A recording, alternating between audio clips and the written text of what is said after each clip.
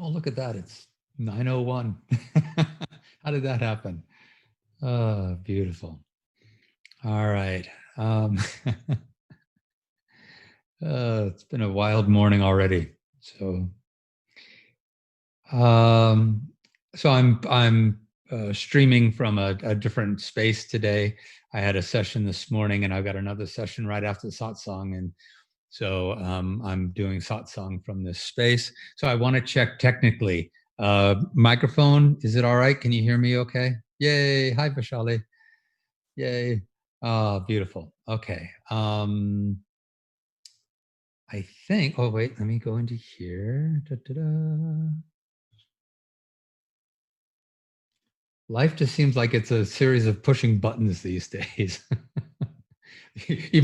Emotional buttons, computer buttons, all manner of buttons getting pushed these days. All right. So welcome. Hello, hello, hello. And thank you. It's so good to be here with you all this morning. There was a recognition this morning that again, I have two and a half hour sessions on either side of satsang, and that it ends up taking a lot of presence and a lot of presence. And while in the moment it's enlivening, it can also seem it's a bit draining.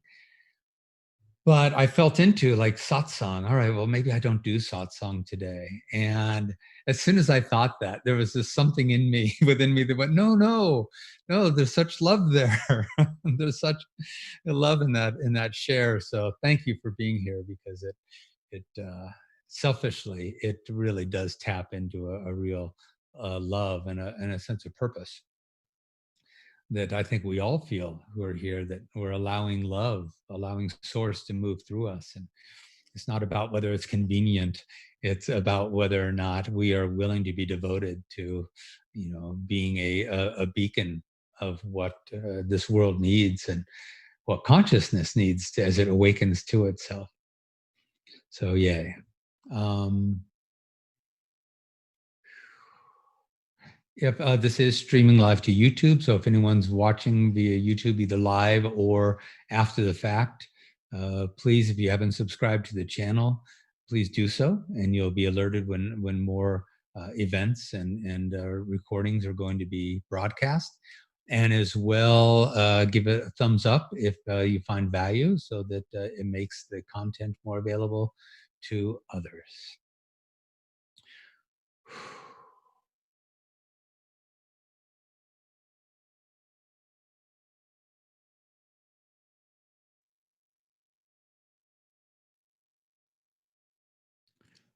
I've been noticing how easy it can be when the world is more active, and when the activity of the world, when the activity in the world of form feels more threatening or consequential, that it can be easy to allow the focus, the awareness to move out of self and into the experience. And we end up being so in the experience that we're trying to manage the experience, and we're trying to make it behave and get it to align so that it's not messy, so that it is agreeable to our limited sense of self, to our sense of separation, which feels very vulnerable. And it feels like it really needs to get the world to behave in a certain way so that we won't be destroyed, so that we can get our conditional love met. So when the world gets very active, it's easier to get pulled into the drama, into the story, into the condition, into the situation, and forget the grace. So I think that's what I wanted to start off with today, was what for me has been the salvation, the return to peace, is the remembering of the grace of being, the grace of being, the unperturbed, unmoving, unconditional, loving presence of consciousness. upon which all experiences play out, that the experiences come and go, are experienced within an awareness, an unmoving and gracious, and naturally loving awareness. And one way that I was taught to, and this was huge, this was pivotal in yet another shift of going, oh, that's what's going on. This is where I get lost and how I get lost and how I come back home. The teaching is around recognizing that the experience, no matter what it is not happening out there.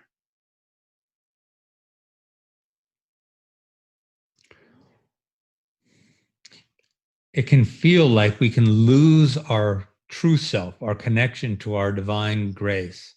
We can lose that because our awareness is pulled out of our presence. The awareness is pulled out of our presence to that which is happening. The riot, the derision, the separation, the pain, the relationship, the condition that is unfolding is out there. And so my attention and awareness, our attention and awareness feels like it gets pulled out of self and now it's out there. And if my awareness is out there, it's harder to be aware of the grace in here. When we remember, when we can recognize that the condition, the movement of form, the objectification, is out there. But truly, where is the experience happening?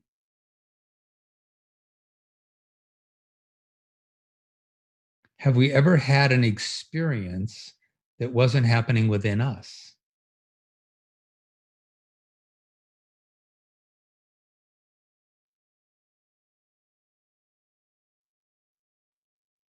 How can experience happen outside of us?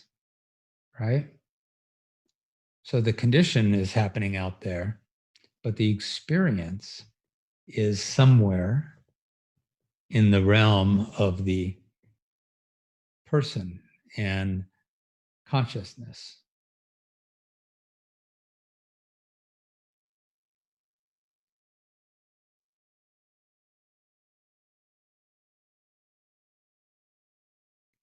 We can practice that by saying, all right, in this moment, take a look at anything. I'm looking at a house plant. Take a look at anything and point your awareness to the object. That's pretty easy to do. Oh, the object out there. There's the object. There's the plant. There's the bird. There's the lamp. There it is. It's right there. And so you point the awareness to the object. Now, point the awareness to the experience.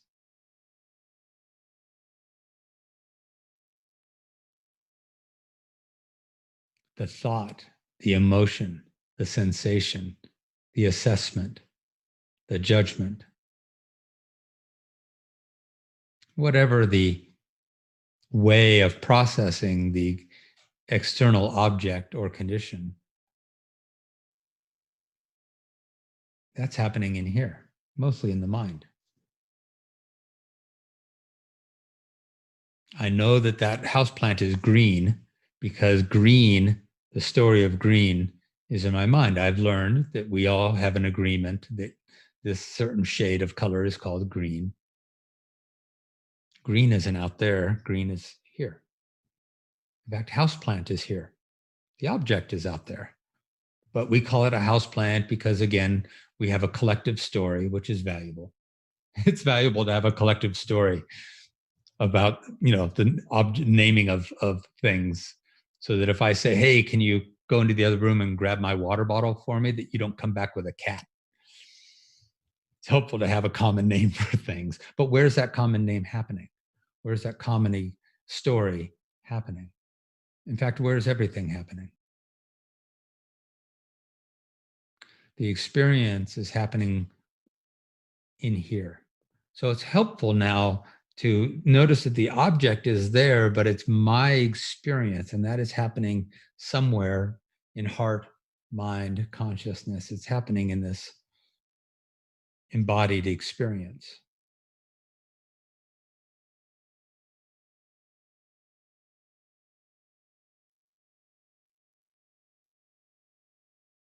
And when we also recognize then, when it comes close to home, when it comes within, if we've been practicing in our meditations the awakening of consciousness, the recognition or the realization of the always present consciousness. Remember the screen upon which the movie plays.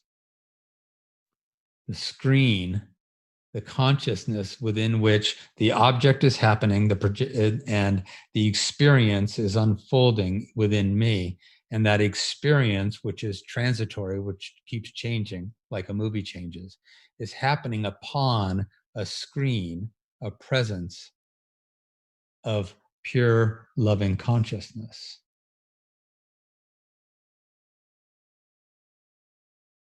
It makes it easier then to not forget grace, not forget the grace of being that is being colored by the experience of thought, emotion, sensation, perception,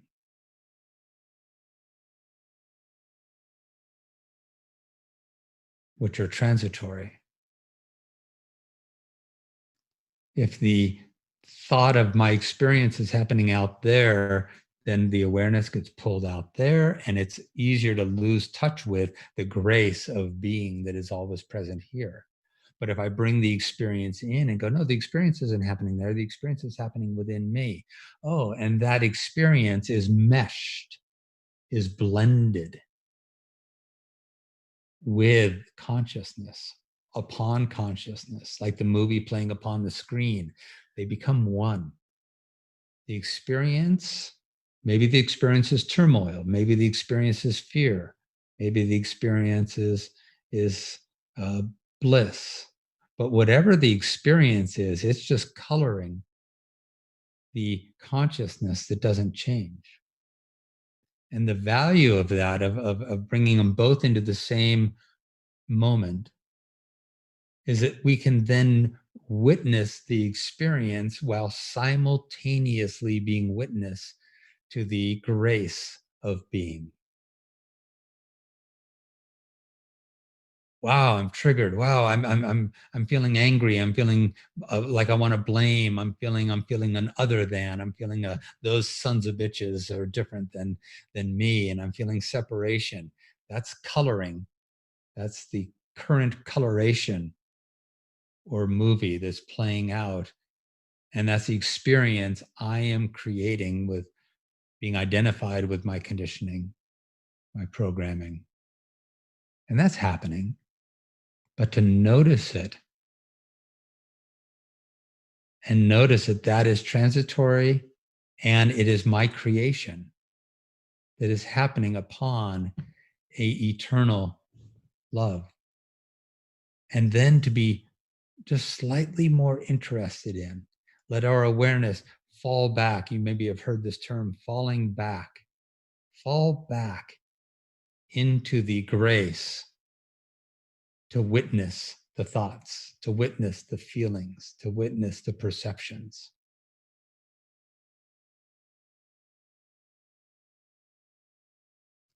There's a wonderful teaching that says what you're seeking is not ahead of you to be achieved. What you're seeking is behind you. It's already there. It's already present. Stop. Fall back. Rest in what is always imperishably true. The grace of unconditional loving awareness. Witnessing all the ways that my mind and emotions will create an experience. For me, that's been a real blessing and a grace and a peace, because man, without that, I don't know what I do. I really don't. I can't imagine anymore being so caught up in the experience and calling it real, and being so controlled by the fears and the conditioning and the stories of self, of the personal identity that is largely messed up because it was constructed based on a lot of bad information, bad data. I just can't imagine anymore being so in that and only in that. Of course I wouldn't feel at peace. And then I'd of course I'd act out to say you've all got to behave and that's all got to change before I come back to peace. And I think before we ask any questions or have any dialogue, I just want to remind us all that it isn't about changing the conditions to come back to peace. When the conditions behave, when I get that all figured out, when I get those sons of guns to behave the way my conditioning needs them to, then I'll return to peace. The opportunity is always, always to come back and rest in our peace, in our love.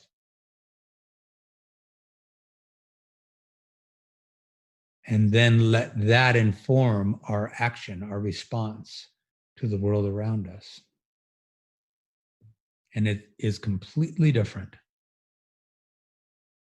When we give the world to our grace to be with, it's a very different experience than giving the world to our story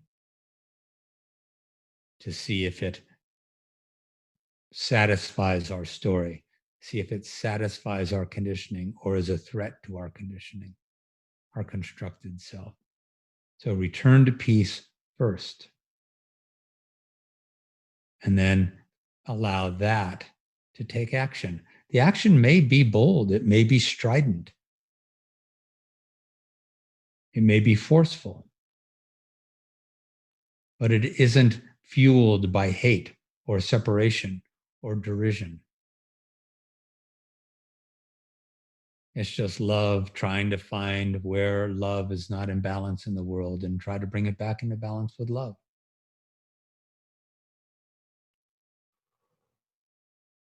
Our peace is always there. It's always waiting. It's always available.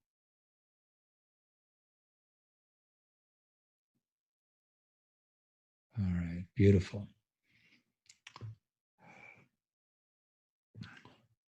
Is there any uh,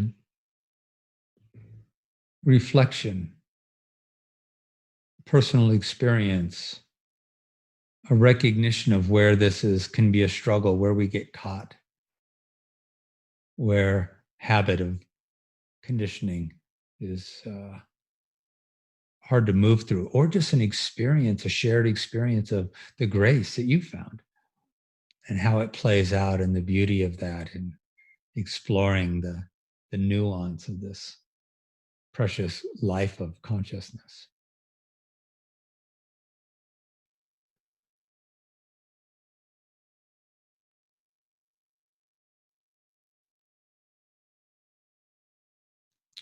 Right now, outside the window here, there's the quail, and they've got baby quail right now, and they're like little walnuts with legs. And it's a different experience to, I mean, yeah, they're cute as hell, but there's something about even that, the naming of that kind of collapses into, oh, that's so cute, because maybe something else happens. A snake goes by, and maybe one's proclivities go, ooh, and that is not. So you see, even whenever we name things, whenever we allow ourselves to be taken by the opinion, the assessment, it's different than the little quail going by and staying in a rested place of just witnessing, just allowing it to be. And it doesn't make it numb, and it doesn't make it boring, and it doesn't make it, well, now I'm not having the experience. No, I'm having an experience. It's just an experience that isn't dictated by the personal self. It's just love meeting love. It's just a recognition, an allowing of something to occur, and not I love it because it's cute, because then I don't love that because it's not cute. Yeah. Yeah, please, Vishali. Yes, yes. Hello. Let me, I think there you go. yeah, thank you. Yeah, it's been excuse me. I noticed as I cough, I noticed that when I don't feel 100%, I really need to back up even more, like really be aware, because I find myself not things that I would normally have a moment to respond to, or just get into my God self and not respond. When I'm not feeling well, I find that I'm more easily in it, Mm, and I recognize it enough to realize that I need to really back it up when I'm not feeling well, mm. or things don't come out the way I would intended, or the practice is just a little bit more tricky for me when I'm not feeling 100%, Yeah, yeah. but yeah. So and of course, the grace is there to always take a look and see that, because no matter whether I'm feeling well or not, uh, that's the perfect opportunity for things to come up. And then it's like, Yeah. well, there it is, so just because you're not feeling well, it doesn't mean that it's not you're feeling well doesn't mean it's not there. It's just coming up more readily when I'm not feeling well. So I guess it's a grace to not feel good. Isn't it? Because that's the Rumi poem. Your task is not to seek for love. Your task is to seek for and find within you all the barriers you have built against it, right? Yeah. Well, I'm always in my grace. I'm always in my love. I don't have to look at any of my shit. It's just not, like what a grace to be, to be in a place where we're not as aware, so Yeah. that that deeper core wounding can say, you know what? I've been waiting to reveal myself so you can be with me and you can love me. Yeah, yeah, absolutely. I mean, and I have an article that it's like it's entitled "Jesus and Buddha were not bliss bunnies." No. you know, so and they worked on their stuff like anybody else, and we're doing the same. Yeah. Yeah. So and this week's been interesting, just with a lot. I mean, it's almost so insane out there right now that there's nowhere to go but just go like, whoa, because it has just reached ego crescendo.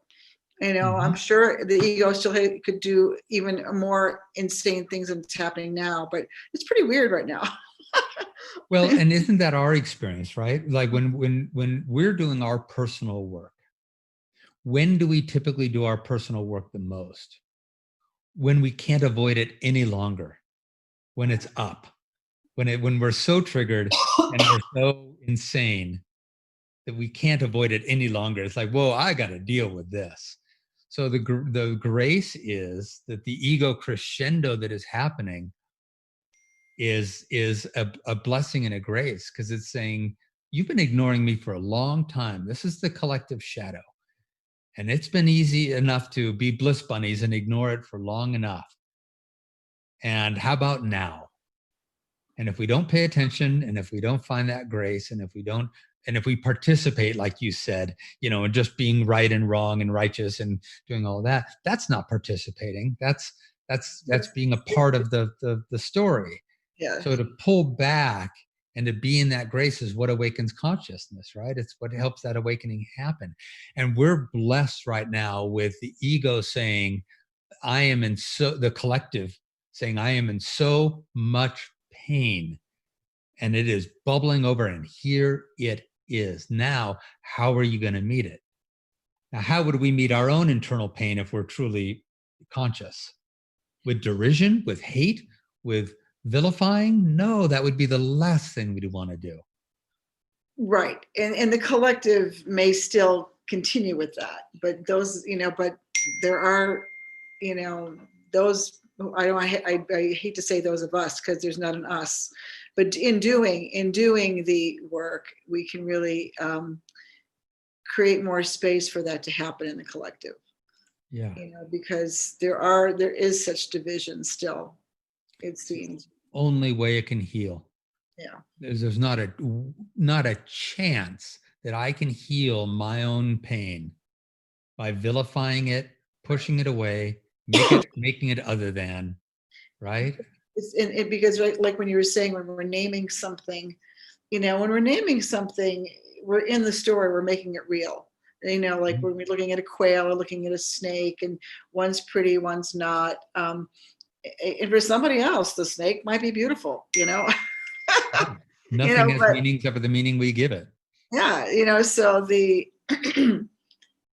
same with what's going on in the world now. I mean, if we name it, we're making it real. Yeah. It's just now we can name it without judgment, or there's still discernment. It's handy for me to know the difference between a rattlesnake and a quail. One I walk up to, and the other one I don't. So that's handy to name it, but without the associated opinion and story. So I can name racism.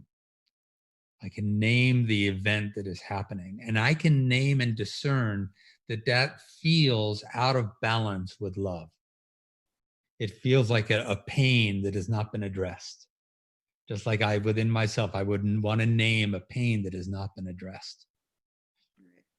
But if I say there's a pain that hasn't been addressed, and I hate that, and it shouldn't be there, and damn it, and it's back, and now I'm in the judgment around it. Right. So you can even name it as, this is not love. This is hurtful. Absolutely. But to hate it is a different thing.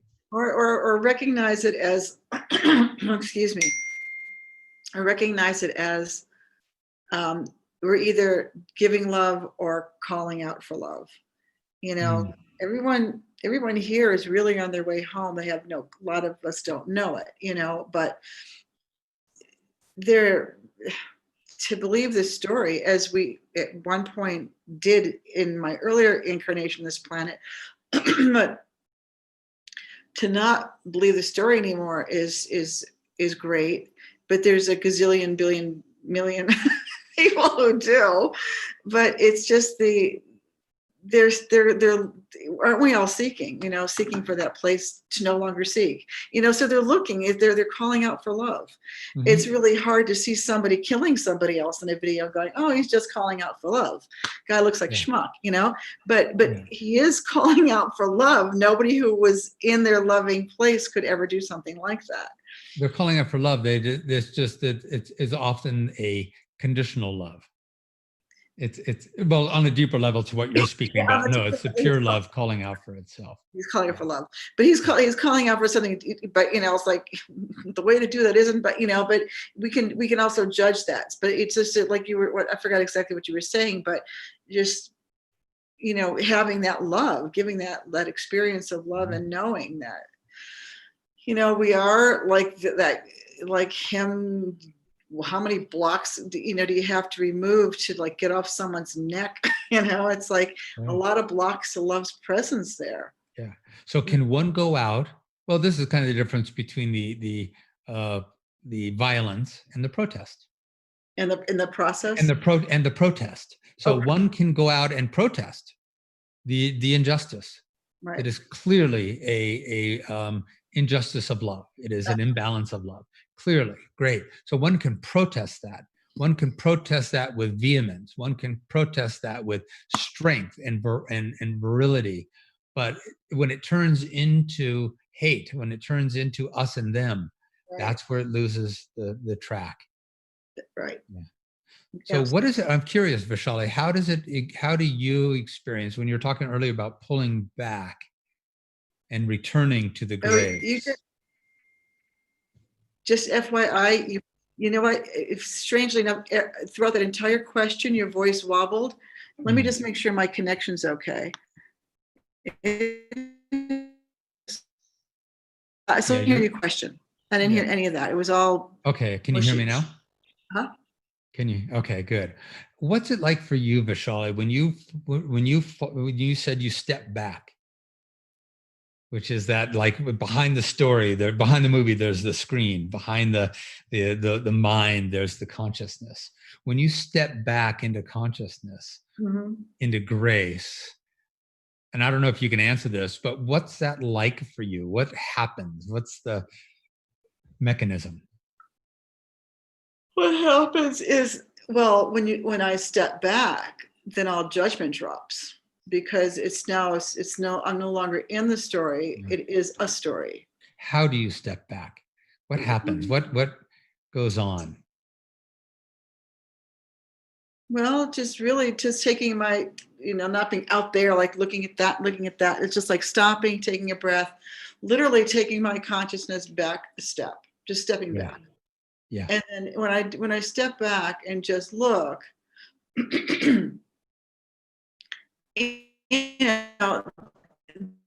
our experience is different. There's deeper breath. There is,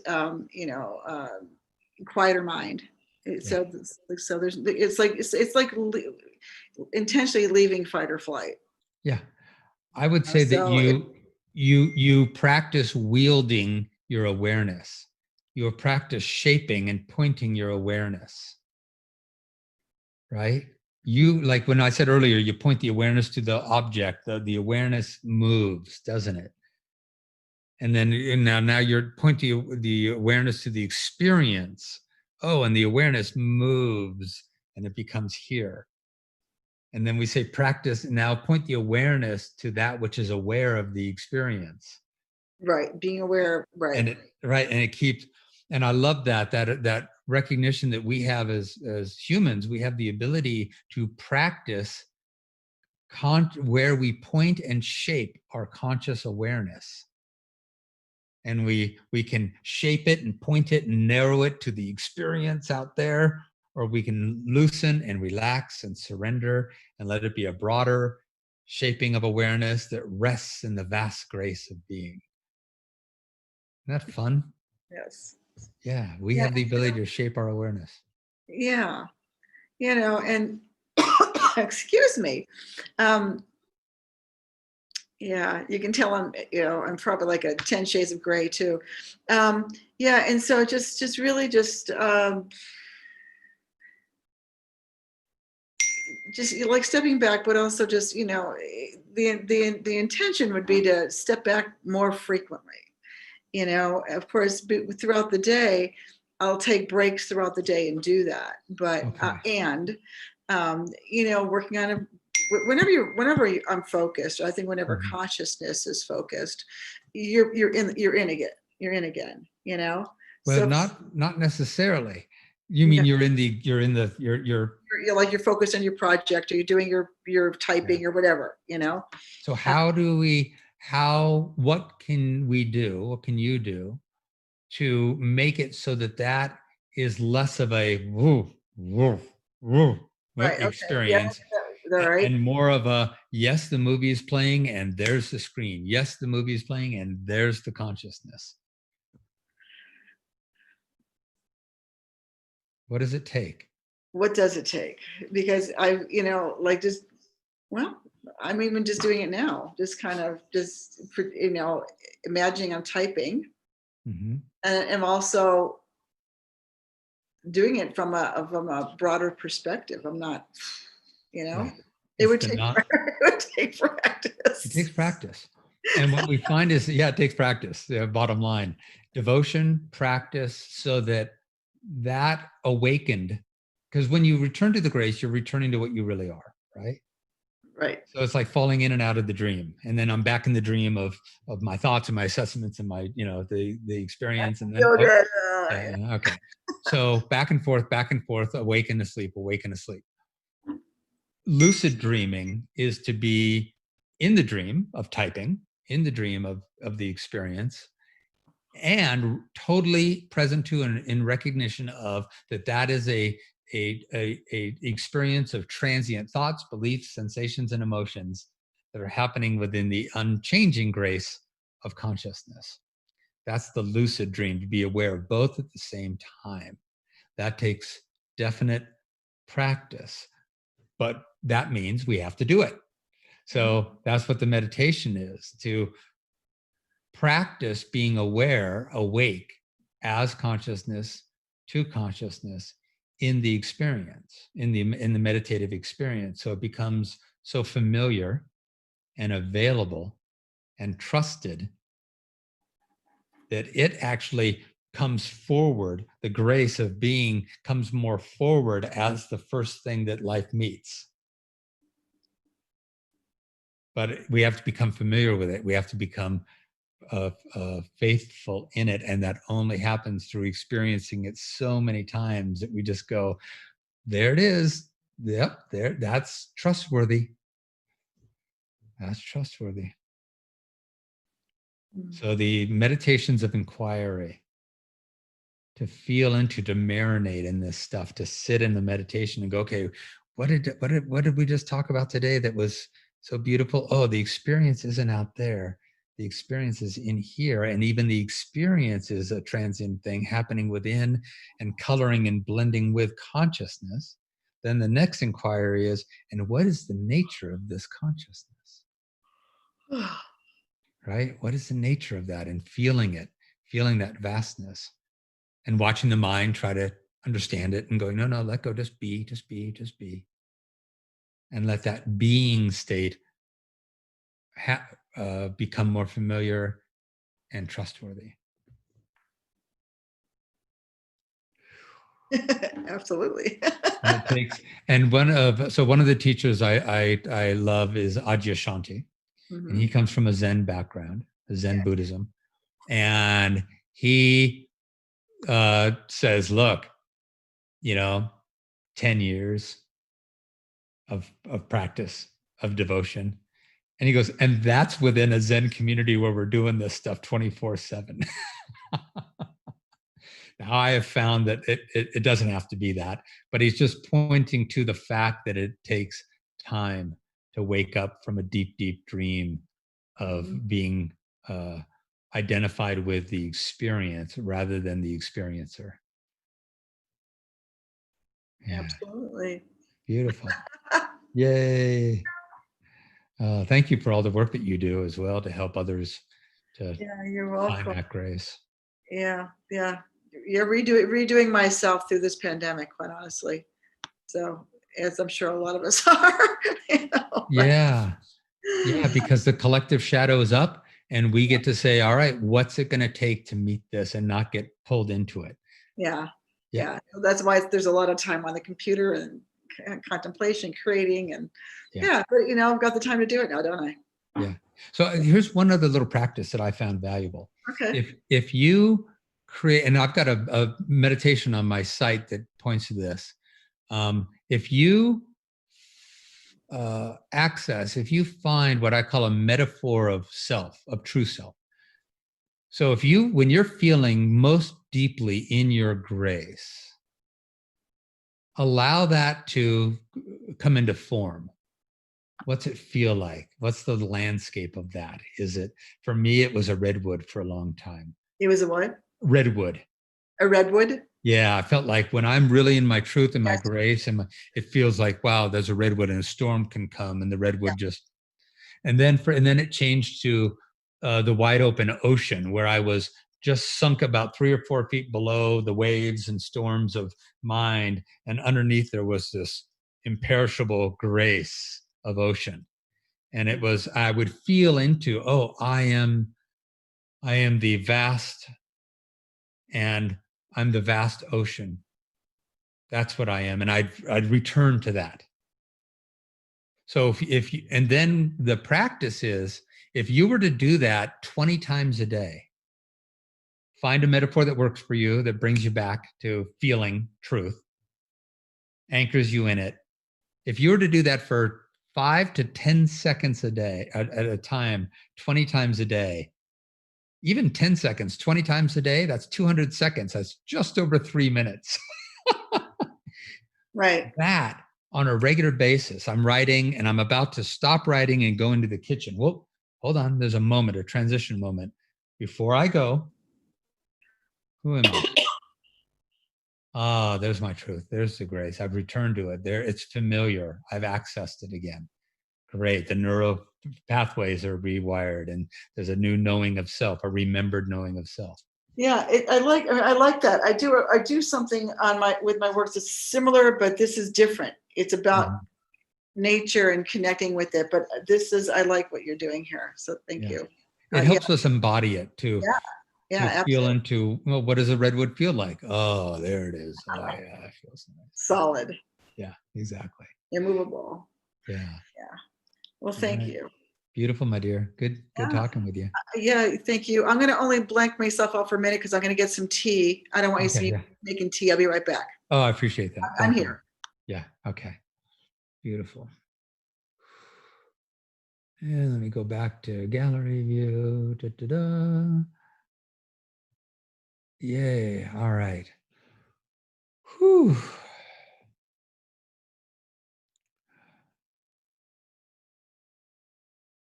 That's kind of it. Tammy, hi.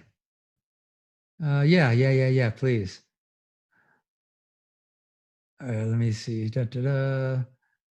And close that and unmute. Hi, Tammy.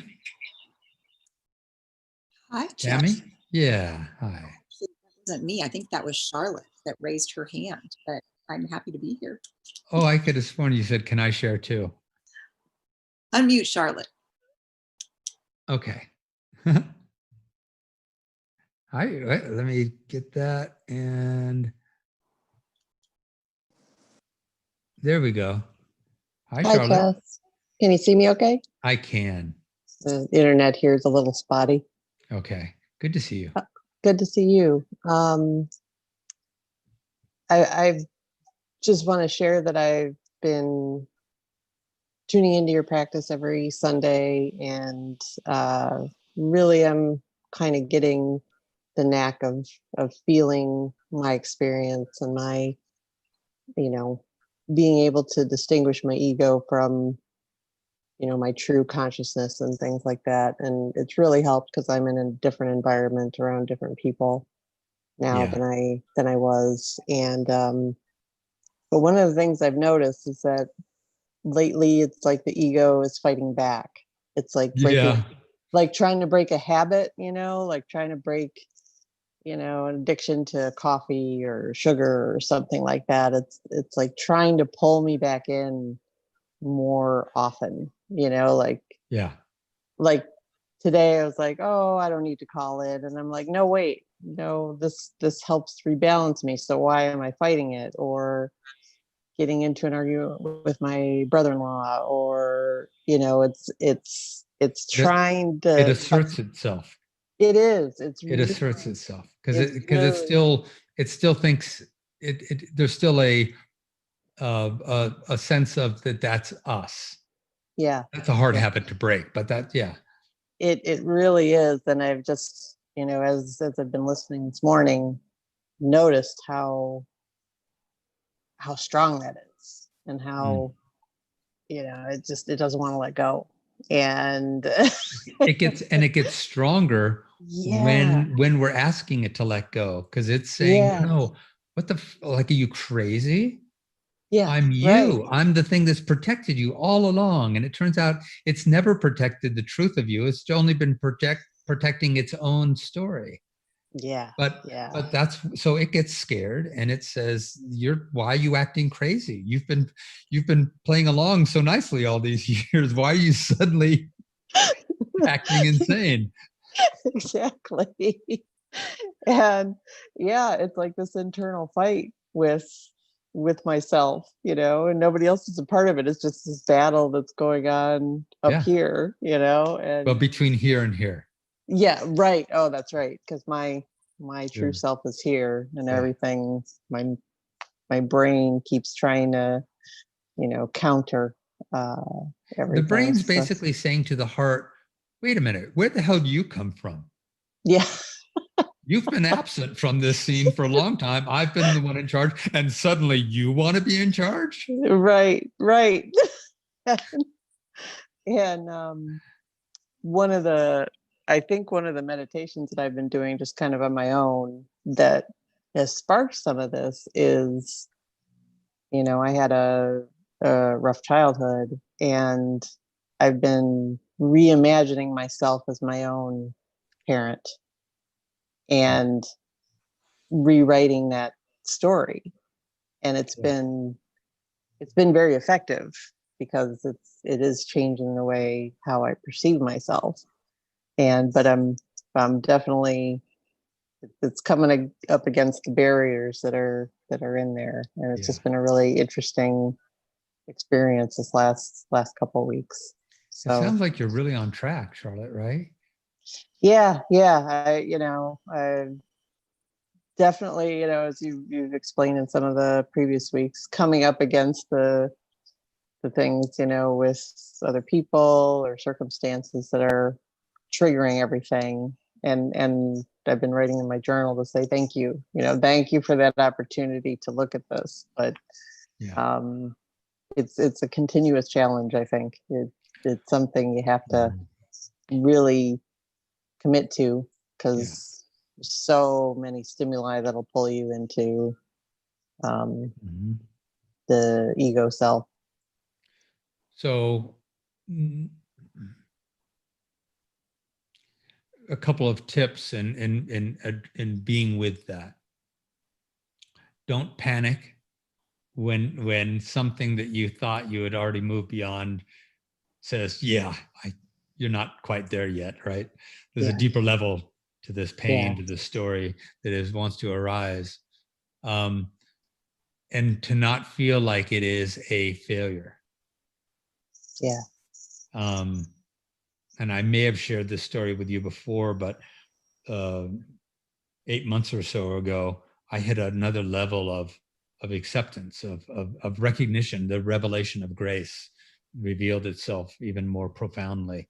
Mm-hmm. And within a day, like all the old hits, who the hell are you to feel that way? And you're believing you're feeling these things, and people are putting up with you, but everyone thinks you're an idiot. It's just all the old hits were just playing out.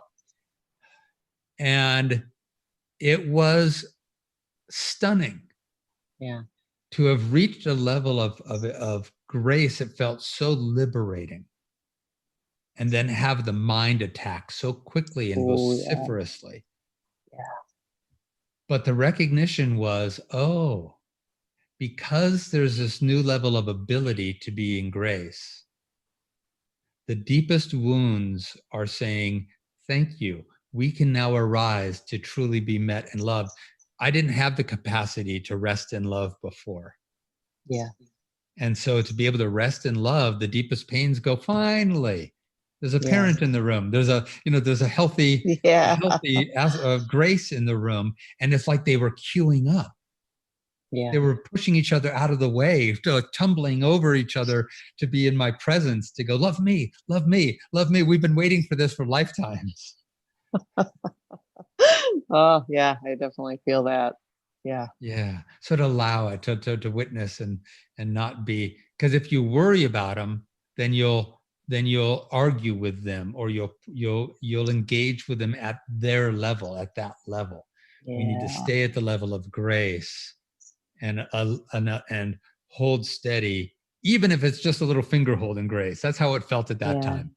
It wasn't like I was in this, no, I'm in my grace. And they were heavy. They were scary. They were consuming to some degree. And I had, I think, only like a finger hold on. Okay, but that's not really me. Hold on.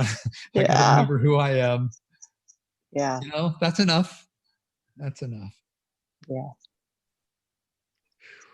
Well, thank you. Thank you so much. I'm glad you're continuing to do this, and it really helps me stay in that, even with that little finger hold sometimes. This morning I definitely needed it. Yeah, right. Oh man. And to learn to not listen.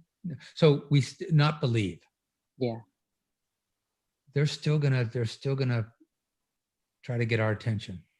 Oh, she's a little bit down today. Oh, wait a minute. She's, Mhm. we can, ego's like, I can get back on top. I Yes. can dominate again. And to hear them and to let them speak and not engage. And it'd be like having a boisterous, really rude, not nice guest in your house. Yep. Yep. That is a great analogy And considering where I'm at. if you engaged them every day, you know what, you keep being like that, and I don't want you to be like that, and it makes me angry that you're like that, and why are you so rude, and you got to stop it, and I got to control you, and you'd be in an argument with this unruly guest forever. Yeah. But if they just kept doing their stuff and you kept going, wow, you feel like you're in a lot of pain anyway, you want some pancakes? And you just didn't listen, you didn't believe anymore, they'd stop. Yes. The mind will not do what isn't working. Yeah. It'll stop doing what isn't working. So if you stop it, if it stops working, that it gets you to believe, yeah, then eventually it'll slow down and start to stop. Definitely. I appreciate you, Charlotte. I appreciate you too, Chess. So good to see you. You too. You too. All right, my dear. Mm.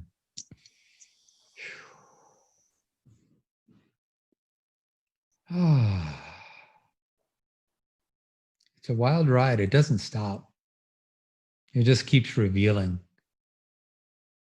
Like how could we ever think that we arrive in a full recognition or a full embodiment of universal love, of the love that is one, that is everything?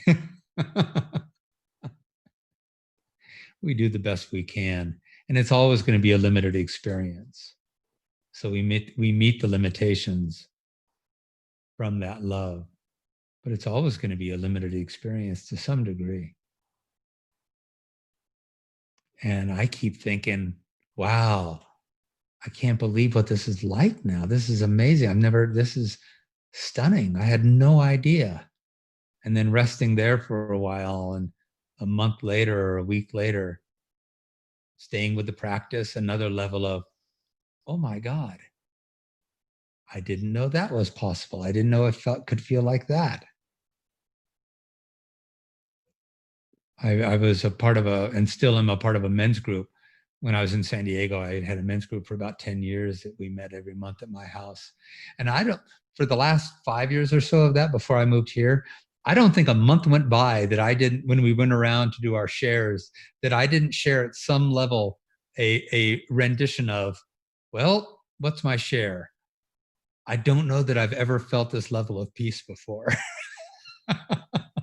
And I know it got old, and I even felt embarrassed that I kept saying it, but it was true. It just keeps unfolding and opening, expanding. Wow. And if that's something to be embarrassed about, I'll take that one. I'll be embarrassed about that one. All right. What time is it? All right. Just about 10 o'clock. So just take a few breaths.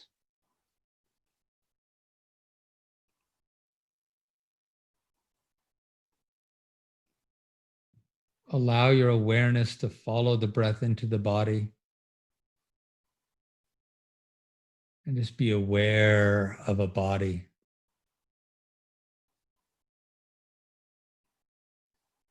Be aware of the heart.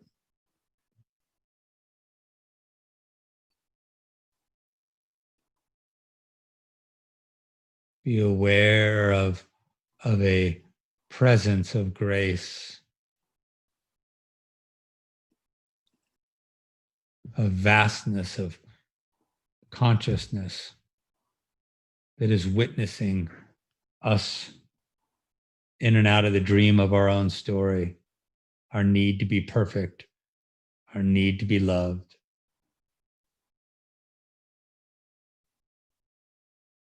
Our sense of peace that is sometimes arises out of a thought that isn't a deeper peace. It's a peace, but it's a peace that came because we thought differently about something.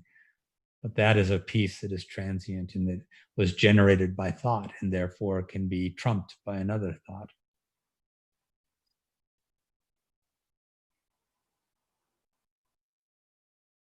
to recognize that there's a transience of thought, feeling, emotion, sensation, perception.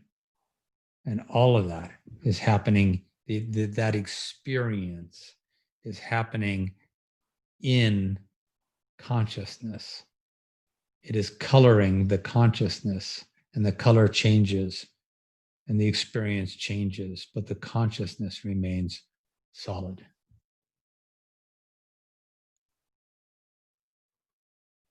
And that's unconditional loving awareness.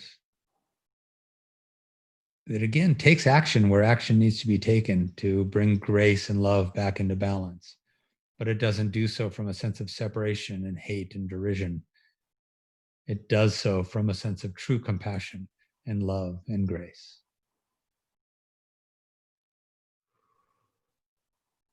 Beautiful. Let me change that.